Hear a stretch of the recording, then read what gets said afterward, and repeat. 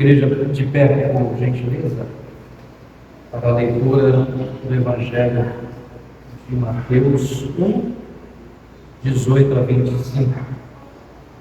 Assim diz a palavra do Senhor. O nascimento de Jesus Cristo foi assim. Maria, sua mãe, ia casar com José, mas antes do casamento ela ficou grávida pelo Espírito Santo. José, com quem Maria ia casar, era um homem que sempre fazia o que era direito. Ele não queria difamar Maria e por isso resolveu desmanchar o contrato de casamento sem ninguém saber. Enquanto José estava pensando nisso, um anjo do Senhor apareceu a ele num sonho e disse: José, descendente de Davi, não tenha medo de receber Maria como sua esposa, pois ela está grávida pelo Espírito Santo. Ela terá um menino e você porá nele o nome de Jesus, pois ele salvará o seu povo dos pecados deles. Tudo isso aconteceu para se cumprir o que o Senhor tinha dito por meio da profecia do profeta: a virgem ficará grávida e terá um filho que receberá o nome Emanuel. Quando José acordou, fez o que o anjo do Senhor havia mandado e casou com Maria. Porém, não teve relações com ela até que a criança nasceu, e José pôs no menino o nome de Jesus. Amém. A igreja pode se sentar.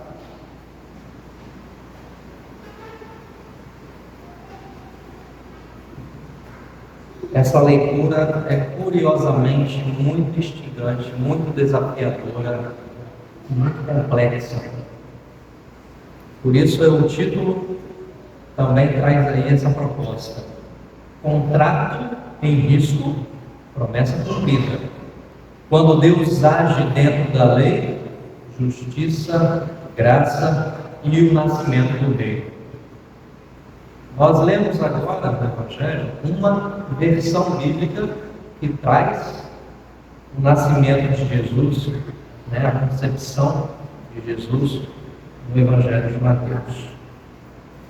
E daqui a exatos 3 dias, nós teremos um Natal, que é a celebração, talvez uma das maiores celebrações no mundo, que a igreja cristã faz, mas que extrapola a igreja. O Natal ele extrapola a celebração religiosa, é uma das maiores que o mundo faz nessa data do 25 de dezembro. O Natal é lindo. O Natal é lindo. Somos acostumados a um Natal doce e muito previsível. Família sorridente, ansiosa para os presentes e para a ceia de Natal. Proteínas suculentas, carboidratos untuosos. Manteiga é um exemplo de algo que é untuoso. Quando você faz um pernil suculento, com bastante gordura, ele fica untuoso. E saladas salpicadas de cereais e castanhas. Fomos colonizados na mente e no corpo para sempre garantir um Natal virgem. Já pensaram nisso? Que o nosso Natal é um Natal virgem? O Natal que pregamos do nascimento virginal de Jesus é uma interpretação moralista e ginecológica. Pastor, que absurdo você falar ginecológico no público. A gente tem que falar. Faz parte da mensagem.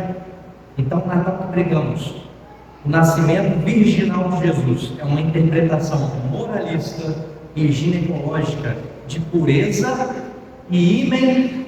Todo mundo sabe o que é ímen? Ímen intacto. Aceitamos e reproduzimos isso com tanta naturalidade que as nossas noites de Natal são sempre de paz e harmonia. Não é assim? Paz e harmonia, sem questionamentos, cujo único conflito possível de acontecer na arena da farofa é se vai ter uva passas ou não. Não é isso? A única briga de Natal que pode ter é se vai ter uva passas na farofa ou em algum prato. Tem gente que gosta, tem gente que não gosta. Mas o Natal da Bíblia não é assim. O Natal da Bíblia, o Natal que nós lemos na Bíblia, não é um Natal de harmonia e paz. Não é. De forma nenhuma, longe disso. O nascimento de Jesus começa com uma gravidez inesperada, um contrato em risco, uma mulher vulnerável e um homem que precisa decidir o que é ser justo. Maria não esperava engravidar, até porque ela nem tinha completado o ciclo contratual do casamento daquela época. Então o contrato em risco e a mulher vulnerável, porque quando rompe-se o contrato, quem sofre mais as consequências são as mulheres. E um homem que precisa decidir o que é ser justo. A Bíblia diz que José era justo. Então Mateus 1, 18 a 25 começa com uma crise jurídica e moral. E é nessa bagunça que Deus entra em cena. No meio de um problema jurídico, no meio de um problema moral, que resulta no nascimento do nosso Salvador, que é, no caso disso, é uma bagunça, Deus entra em cena. O problema real, de fato, não é moral, é jurídico e teológico. E a gente vai entender por que não é um problema moral, por que a gente deve abandonar essa leitura moralista que nós temos do Natal virginal, do nascimento virginal de Jesus. Maria estava prometida em casamento a José, antes de coabitarem, achou-se grávida. Essa é outra versão, essa versão da versão internacional e a Almeida atualizada, revista atualizada. Maria estava prometida em casamento a José, antes de coabitarem, achou-se grávida. O que parece ser apenas um detalhe romântico, que a gente romantiza, né? De um noivado comum, é na verdade um problema muito sério. Eles não estavam apenas noivos. Maria e José não estavam apenas noivos. Quantas pessoas na nossa época fazem um noivado? Elas assinam alguma coisa? Ninguém assina nada. As pessoas só assinam depois quando vão diante do cartório e assinam e confirmam o contrato. Aqui não é diferente. Eles não estavam apenas noivos, eles estavam casados juridicamente. Maria, quando está prometida, leia-se, estavam casados juridicamente. José e o tutor de Maria, um outro homem, já haviam assinado o contrato no cartório de Nazaré. Lá em Nazaré, o tutor de Maria foi junto com José e assinaram um contrato que viria resultar no casamento todo completo. Essa é uma leitura jurídica que a gente tem que fazer no texto para entender que contrato é esse que resulta no casamento de José e Maria. O contrato estaria quebrado se Maria tivesse sido infiel, o que exigiria uma resposta jurídica. Então imaginem, hoje, se um casal que ainda está noivo, a mulher engravida, as pessoas vão pensar em mil possibilidades.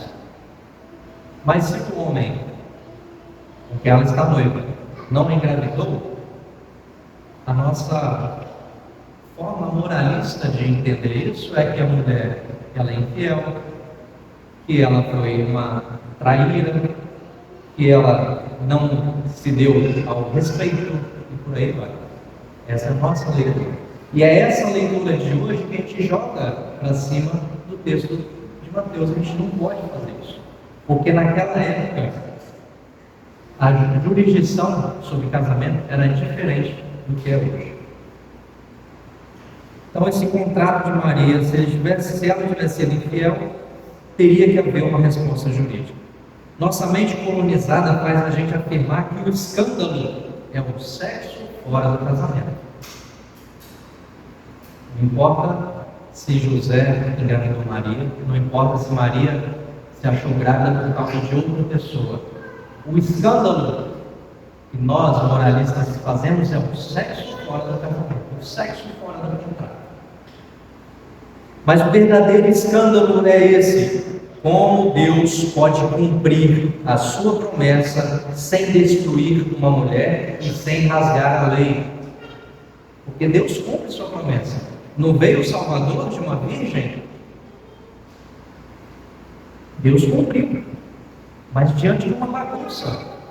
Então, como que Deus pode cumprir sua promessa sem destruir uma mulher e sem rasgar a lei? Então, esse é o grande desafio do Evangelho, desse texto que nós lemos. Virgindade. Precisamos falar com honestidade sobre virgindade. Na igreja, no púlpito. Precisamos falar, para a gente poder entender o nascimento de Jesus. E como que a gente lida com o nosso Natal. O Evangelho de Cristo permite e exige que falemos com toda franqueza. O termo virgem, na Bíblia, não aceita ginecologia. Vocês sabem que a ginecologia é uma ciência muito recente. E vocês sabem que a ginecologia, para virar ciência, torturou mulheres pretas. Vocês sabem que a ginecologia fez experimentos com mulheres que já tinham dado à luz a muitos outros filhos e tinham problemas nas suas partes íntimas. Vocês sabem como que a ginecologia nasceu? Pois é isso que nos coloca diante desse problema moralista. Para que hoje nós tenhamos uma ginecologia avançada, muitas mulheres pretas escravizadas foram até mortas para o bem da ciência. Então, o Evangelho de Cristo permite que a gente entenda que o termo virgem da Bíblia não aceita uma leitura ginecológica, pois tem a ver com aliança, lealdade e pertencimento. No mundo bíblico, virgindade não é um ímen. Virgindade não é um ímen. Aqui não se questiona na Bíblia se a Maria teria tido relações sexuais. O questionamento é se ela tinha rompido um contrato, que ela nem assina.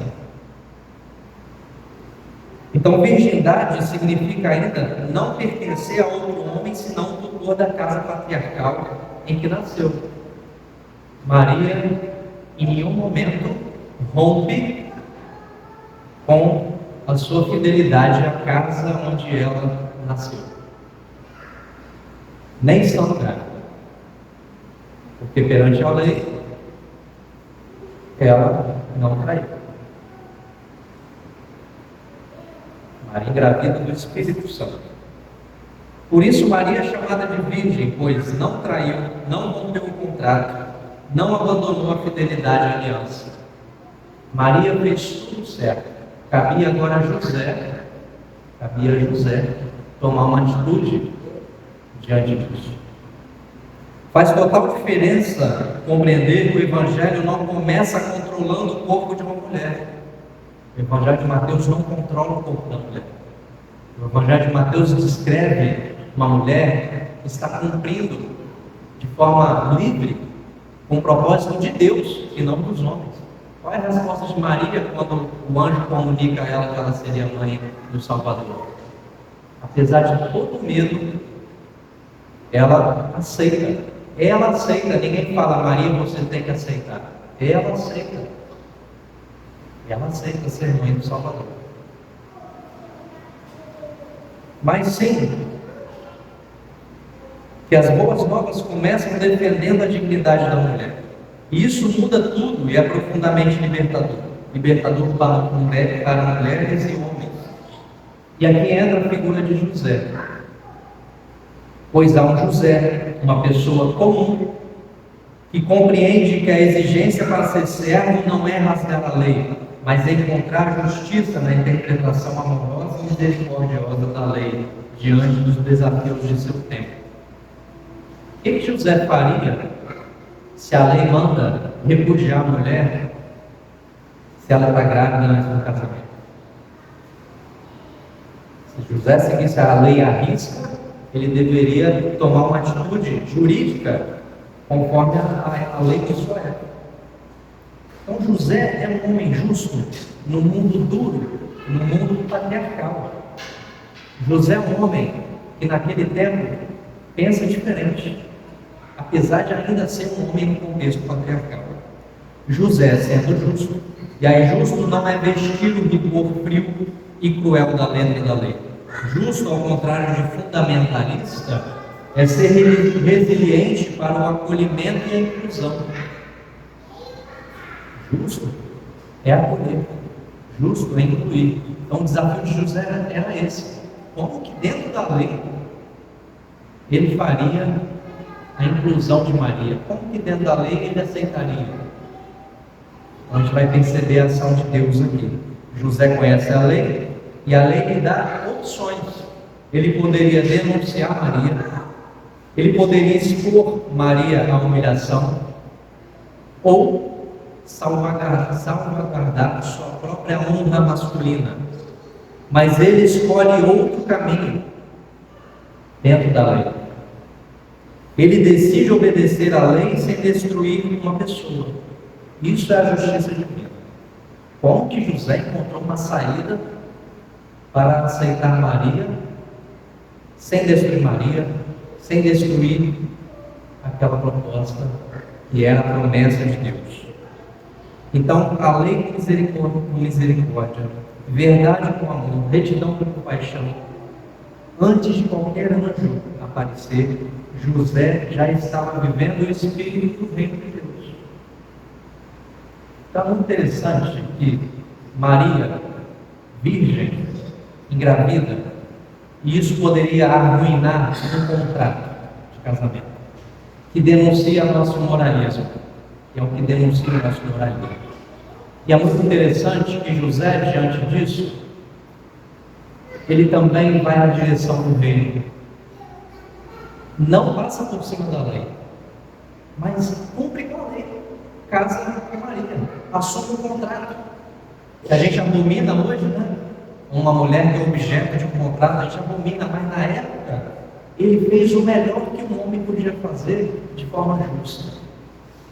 Naquela época, fez o melhor que um homem podia fazer de forma justa. E é muito interessante analisar isso. Então, indo para a nossa conclusão. O reino de Deus já começou. Mas, irmãos, o reino de Deus não começa quando tudo está perfeito. Ele começa quando alguém escolhe justiça sem violência. Existe justiça com violência. Fé sem medo. Obediência sem opressão. Obedecer à lei sem acabar com a vida do outro. Obedecer à lei, interpretando a lei, sem jogar a mulher para a margem da sociedade.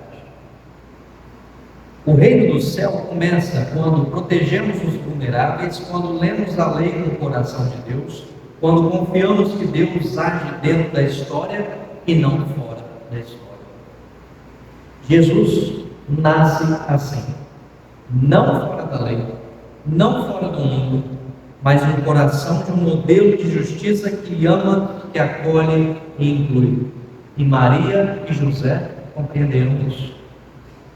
É muito interessante ver que Maria não está ligada a uma virgindade ginecológica. Maria está ligada a um cumprimento de uma promessa. José também não está ligado a essa ideia moralista de ter que repudiar uma mulher ou não, de ter que garantir a sua virilidade, a sua masculinidade diante de uma sociedade. José assume Maria dentro de uma lei que, por mais seja opressora, ele entendeu um caminho justo de acolhimento.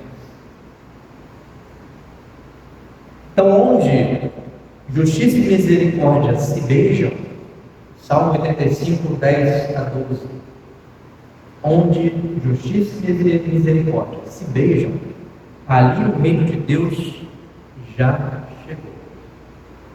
Para a gente perceber o tamanho do desafio, principalmente para nós homens, nesse lidar com as mulheres. Se para Maria foi difícil e complicado,